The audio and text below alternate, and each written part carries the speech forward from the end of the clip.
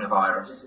It's a really difficult situation where we're having to move supplies that we have around across our homes and schemes to make sure that they have sufficient supplies, but we're increasingly finding that there are critical pieces of equipment like gowns, long-sleeved aprons, which we just can't get access to. Have you rung the government's hotline that the Health Secretary set up?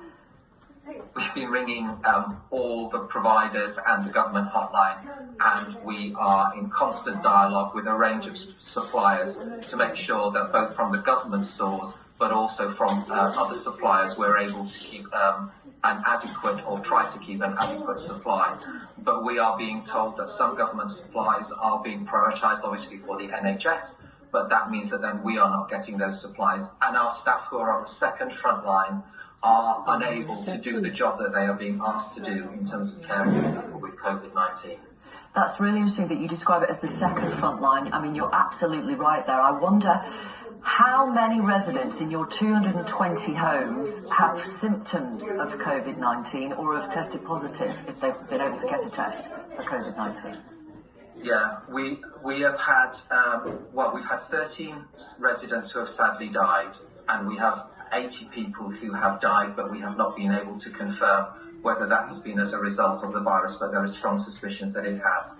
We've currently got 43 residents who have been tested positive in terms of being COVID-19, but we have another 346 who are not confirmed. And so we have staff trying to manage the symptoms of that and avoid the risk of spread on an ongoing basis. And I would just add that I have, as you've already said, 10% of my staff at the moment who are currently either sick or self-isolating, and they are going above and beyond, but we need to give them the tools to be able to do that.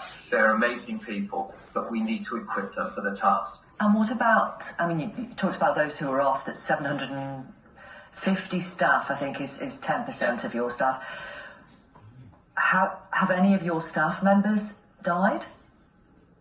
Sadly, last week we lost one of our staff members, and we have another staff member who is in hospital at the moment.